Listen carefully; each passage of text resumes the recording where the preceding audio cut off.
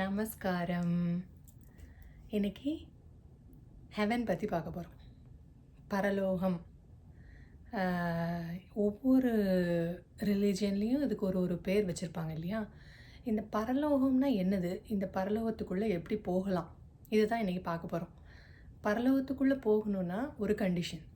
நீங்கள் குழந்தையாக மாறணும். எப்படி குழந்தையாக மாறுவீங்க? உங்கள் அப்பா அம்மா வயிற்றுக்குள்ளே போய் திரும்ப பிறந்து திரும்ப வர முடியுமா? முடியாது. அப்போது எல்லாத்துக்கும் ஒரு சொல்யூஷன் இருக்குது. சரியா? அது என்னதுன்னா இன்றைக்கி பார்க்க போகிறோம். பைபிளில் ஒரு வசனம் இருக்குது. மத்தேயு 18:3. நீங்கள் மனம் திரும்பி பிள்ளைகளைப் போல் ஆகாவிட்டால் பரலோக ராஜ்யத்தில் பிரவேசிக்க மாட்டீர்கள் என்று மெய்யாகவே உங்களுக்கு சொல்லுகிறேன். ஃபஸ்ட்டு என்ன செய்யணும்? மனம் திரும்பணும். எப்படி மனம் திரும்புறது? மனம் திரும்புறதுன்னா ரிப்பெண்ட், மனத்தை திருப்பணும். லிட்ரலாகவே, அதாவது என்னென்னா, லிட்ரலாக எடுத்துக்கக்கூடியதை லிட்ரலாக எடுத்துக்க மாட்டேங்கிறீங்க, லிட்ரலாக எடுக்கக்கூடாததை லிட்ரலாக எடுத்துக்கிறீங்க. அதுதான் அதோடைய ஃபுல்லாகவே ரிட்டில். மனத்தை எப்படி திருப்புறது? உங்கள் மனம் இப்போது வெளியே தான் இருக்குது, ஃபுல்லாக வெளியே பார்த்துட்ருக்கு. ஓகே, இந்த உடம்பு வெளியே இருக்குது, இதோட அட்டாச் ஆகிருக்கு. இந்த உலகம் இதோட அட்டாச் ஆகிருக்கு. மனத்தை திருப்புங்க. எப்படி திருப்புறது? உங்கள் கண்ணை உள்ளே பார்க்க முடியுமா? அவங்க உள்ளே என்ன இருக்குதுன்னு பார்க்கணும். சரியா? இங்கே உள்ளே என்ன இருக்குதுன்னு பார்க்கணும். மனம் திரும்புறது அப்படின்னா என்ன அப்படின்னா, ஏன் நீங்கள் மனம் திரும்பணும்? நீங்கள் பாவியா? நீங்கள் ஏன் பாவின்னு நினைக்கிறீங்க? அதை முதல்ல யோசிச்சு பாருங்கள். நீங்கள் இந்த உடம்பு, இந்த மனசு அப்படி நினைக்கிறதுனால தான் நீங்கள் பாவின்னு நினைக்கிறீங்க இல்லையா? இப்போ இந்த உடம்பும் நீங்கள் இல்லை, இந்த மனசும் நீங்கள் இல்லை, உள்ளே இருக்கிற ஒன்று தான் நீங்கள் அப்படின்னு நீங்கள் தெரிஞ்சுக்கணும். அப்படி தெரிஞ்சுக்கிட்டிங்கன்னா நீங்கள் காணாமல் போயிடுவீங்க. அப்போ யார் அங்கே பாவி? பாவி எங்கே இருக்காங்க?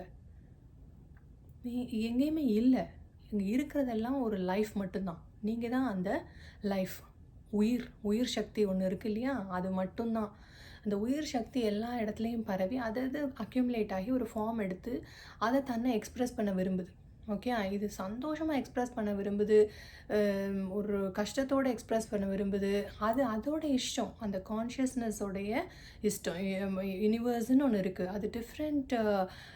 உங்களை மாதிரி நான் இல்லை, என்ன மாதிரி நீங்கள் இல்லை, நம்மளை மாதிரி மற்றவங்க யாரும் இல்லை. ஒவ்வொரு டிஃப்ரெண்ட் கைண்டில் ஒரு மூவி எடுக்கிறாங்க அப்படின்னா அதில் நிறைய கேரக்டர்ஸ் இருக்கும் இல்லையா? அது மாதிரி தான் இந்த எக்ஸிஸ்டன்ஸ் அதை எக்ஸ்ப்ரெஸ் பண்ண விரும்புது. ஆனால் நம்ம என்ன செய்கிறோம்? கண்ட்ரோல் பண்ணி, நான் இப்படி தான் இருக்கணும், நான் அப்படி தான் இருக்கணும், இந்த உடம்பு இப்படி தான் இருக்கணும்னு ரொம்ப ஜட்மெண்டலாகவே நம்ம பார்க்குறோம் இல்லையா? அப்போது நீங்கள் தான் அந்த வாழ்க்கை, நீங்கள் தான் அந்த உயிர் சக்தி.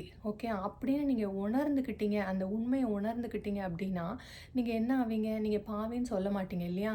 ஏன்னா நீங்கள் இல்லாதப்போ யாருமே இல்லை அப்படிங்கிறத நீங்கள் அறியும் போது, அந்த அறிதலாகவே நீங்கள் இருக்கும்போது எங்கேருந்து பாவி வர முடியும்? நீங்கள் என்ன செஞ்சிட்டீங்க? உங்களை மறந்துட்டீங்க.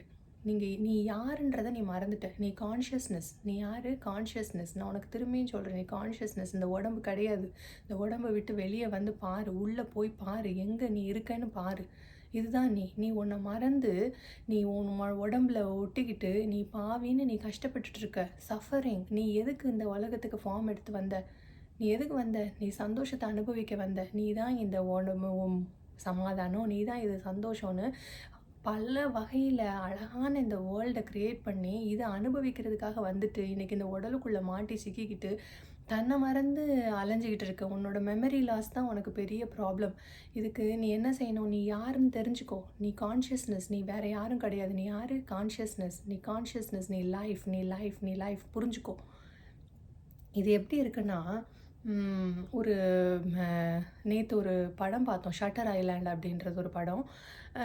அதில் அந்த ஹீரோ என்ன பண்ணுவார்னா, அவர் தான் அதில் இன்வெஸ்டிகேட்டர். சரியா? அவங்க FBI மாதிரி ஒரு இதுலேருந்து வந்திருப்பாங்கன்னு வச்சுக்கோங்களேன்.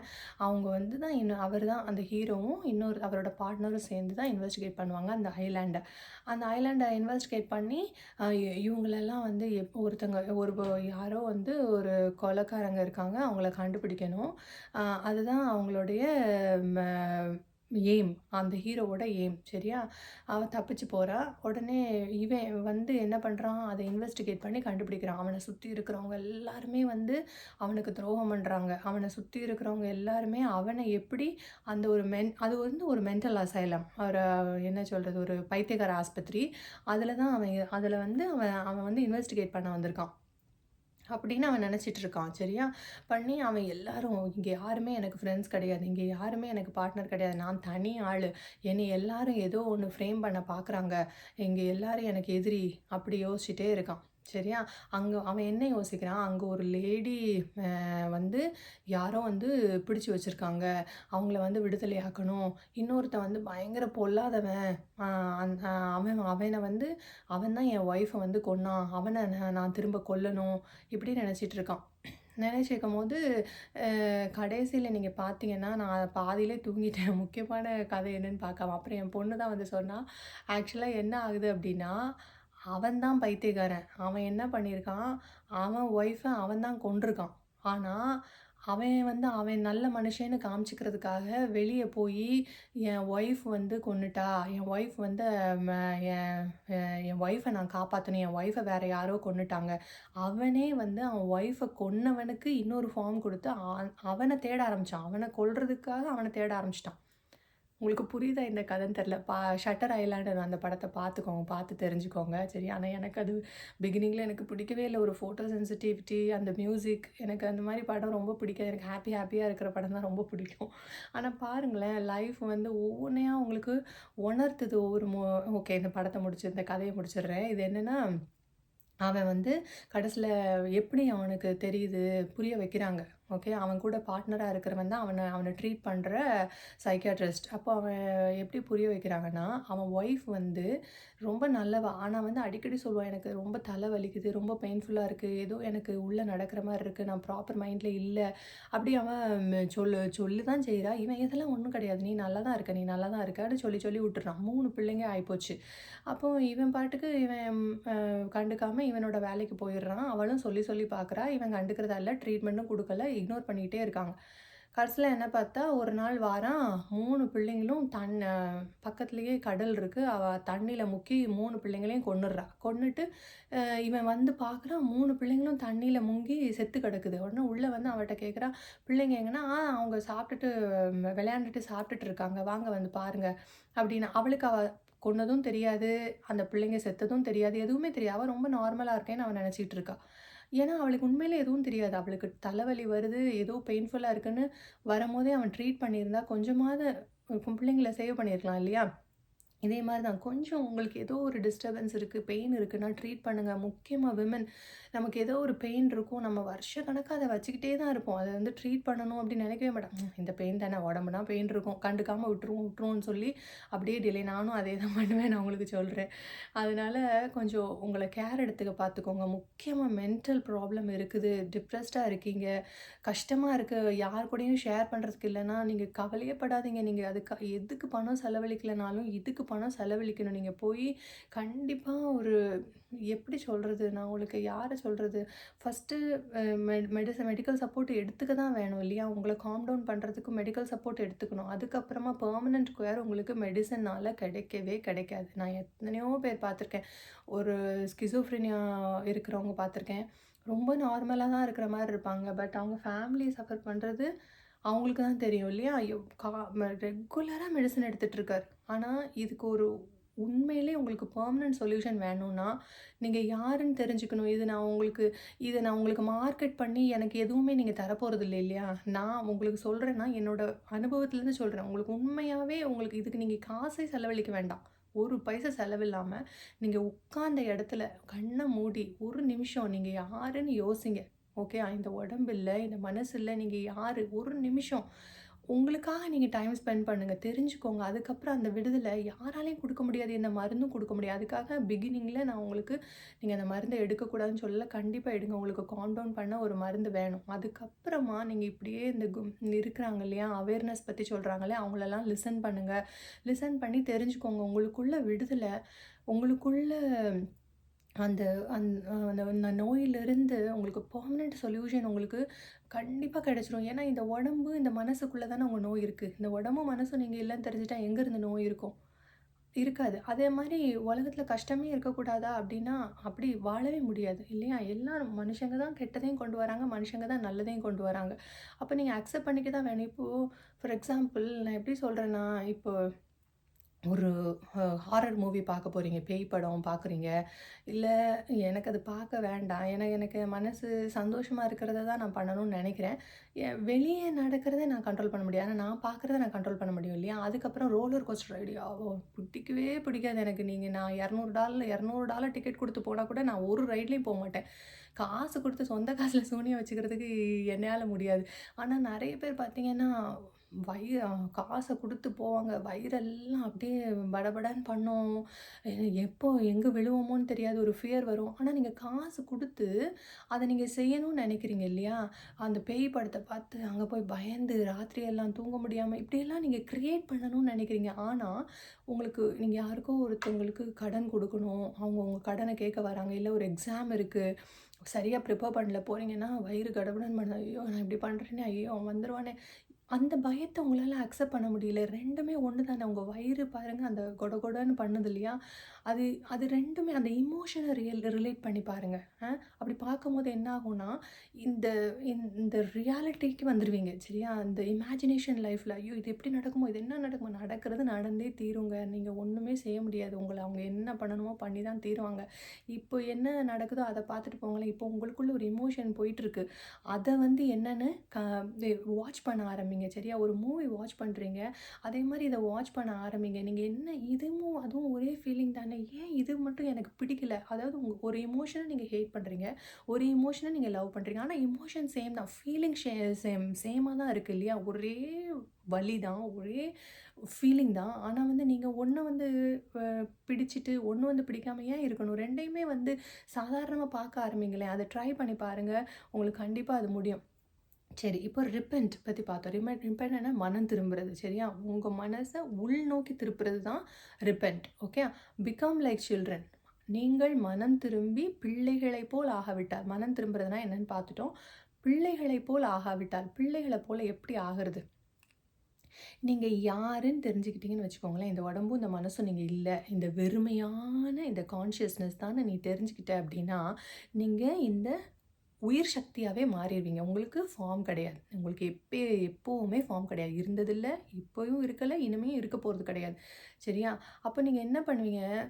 நீங்க நீங்க வந்து உயிர் சக்தியாவே இருக்கும்போது, இது அப்படியே கான்ஷியஸ்னஸ் ஒண்ண தான் பேசிட்டு இருக்கேன். நீ என்ன பண்ணுவன்னா, இந்த உயிர் சக்தி அப்படியே எக்ஸ்பிரஸ் பண்ண விடுவ.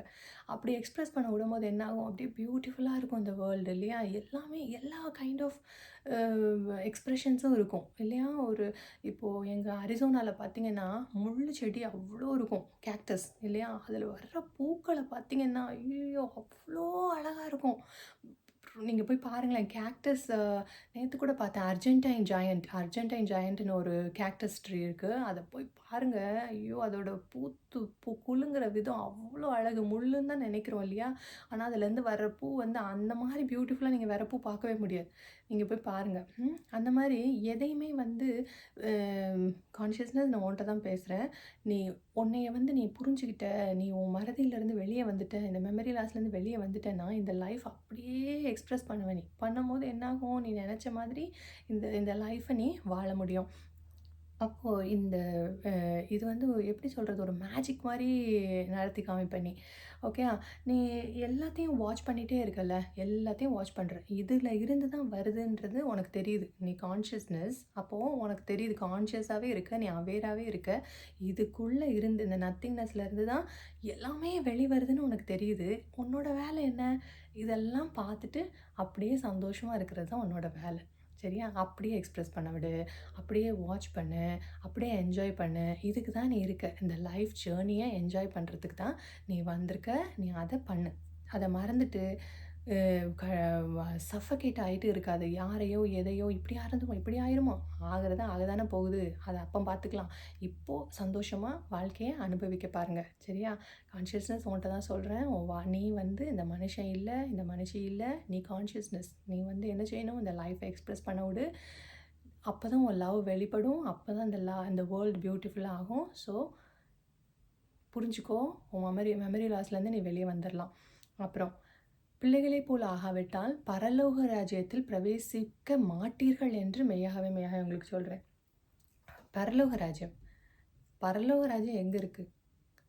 எல்லாரும் நினச்சிட்ருக்கீங்க நம்ம செத்த பிறகு நம்ம பரலோக ராஜ்யத்துக்குள்ளே போவோம் அப்படின்னு. பரலோக ராஜ்யம் செத்ததுக்கு அப்புறம் போக முடியாதுங்க. நீங்கள் இந்த உடலில் இருக்கும் போது தான் நீங்கள் வாழ முடியும், அதை என்ஜாய் பண்ண முடியும். ஏதோ எங்கேயோ இருக்குது. அப்புறம் பைபிளில் எதுக்கு சொல்லியிருக்கு? லூக்கா 17:21 சொல்லியிருக்கு, பரலோக ராஜ்யம் உங்களுக்குள்ளே இருக்குது, நீங்கள் அங்கே பாருங்கள் இங்கே பாருங்கன்னு சொல்லுவாங்க. ஆனால் உண்மையாக உங்களுக்கு indeed they will say, see here, see there, indeed I'll tell you the kingdom of God is within you. நீங்கள் எப்போவுமே பாருங்கள், கிங் ஜேம்ஸ் வேர்ஷனை வாசிங்க. சரியா? பைபிள் வாசிக்கும் போது கிங் ஜேம்ஸ் வேர்ஷன் வாசிங்க, வேறு வேர்ஷன் வாசிக்காதீங்க. நான் மறுபடியும் சொல்கிறேன், இந்த டிரான்ஸ்லேஷன் ஹோலி புக்ஸோடைய டிரான்ஸ்லேஷனை ஒரு இங்கிலீஷ் ஸ்காலர் பண்ண முடியாது. ஒரு அவேர்னஸ் இருக்கிற ஒரு பீயிங் தான் பண்ண முடியும். So kingdom of God is within you. நீங்கள் உங்களுக்குள்ள அந்த தேவனுடைய ராஜ்யத்தை நீங்கள் சர்ச் பண்ணுங்கள். நீங்கள் இந்த பாடிலி அட்டாச்மெண்ட் கூட இருக்கும் போது, இந்த உடம்பும் இந்த மனசும் நான் அப்படின்னு நினைக்கிற வரைக்கும் இந்த கிங்டம் ஆஃப் காடை நீங்கள் கண்டுபிடிக்க முடியாது, அதுக்குள்ளே பிரவேசிக்கவும் முடியாது. சரியா? இதை நான் மறுபடியும் சொல்கிறேன், கண்ணை மூடுங்க, ஒரு நிமிஷம் உள்ளே போய் பாருங்கள், என்ன இருக்குது, ஏதாச்சும் இருக்கா? எதுவுமே கிடையாது. ஒரு சத்தம் இல்லை, சைலன்ஸ் இருக்குது, யாருமே இல்லை, நோ ஒன் இஸ் தேர். நீங்கள் யாராக இருக்கீங்க? நத்திங்னஸாக இருக்கீங்க. இது ஒன்று தான் நீங்கள். இதை புரிஞ்சுக்கிட்டீங்க அப்படின்னா இதுதான் நீங்கள் எல்லாத்தையும் ட்ராப் பண்ணுங்கள். இம்மீடியட்டாக உங்கள் பாடியை ட்ராப் பண்ணுங்கள். இப்போ யார் இருக்கா? நீங்கள் தான் இருக்கீங்க. இந்த நத்திங்னஸ் தான் நீங்கள். இந்த நத்திங்னஸ் தான் கிங்டம் ஆஃப் ஹெவன். இதில் இருந்து தான் எல்லாமே பிரவேசிக்குது இல்லையா? அதை புரிஞ்சுக்கிட்டீங்க அப்படின்னா நீங்கள் இந்த உலகத்தில் சந்தோஷமாக வாழலாம். நான் சொல்கிறேன், you are divine. You are not this body and mind. You are divine. நீங்கள் சின்னர் கிடையாது. நீங்கள் பண்ண வேண்டிய காரியம், மனசு திருப்பி உள்ளார நோக்கி பார்த்து நீங்கள் தான் இந்த தேவனுடைய ராஜ்யம்னு கண்டுபிடிச்சி பிள்ளைங்களை போல் ஆயிடுவீங்க. நீங்கள் பிள்ளைங்களை போல் ஆகும்போது என்னாகும்? இன்னசென்ட் ஆயிடுவீங்க. இன்னசென்ட் ஆகும்போது பிள்ளைங்க ஏதாவது பிளான் பண்ணுமா? பண்ணாது. அதுங்க இதுதான் பண்ணும். அது அப்படியே அதோட லவ்வில், அதோட என்ஜாய்மெண்ட்டில் அதை எக்ஸ்ப்ரெஸ் பண்ணும். அது எவ்வளோ அழகாக இருக்கும்ல வாட்ச் பண்ணுறதுக்கு. அப்படி தான் நீங்கள் இந்த உலகத்தை பியூட்டிஃபுல்லாக ஆக்க முடியும். நீங்கள் இதை பண்ணி கண்டிப்பாக உங்களை நீங்கள் யாருன்னு தெரிஞ்சுக்கிட்டு இந்த பியூட்டிஃபுல்லாக இந்த வேர்ல்டை நீங்கள் ஆக்குவீங்கன்னு நான் நம்புகிறேன். அடுத்த வீடியோவில் பார்க்கலாம். Thank you so much.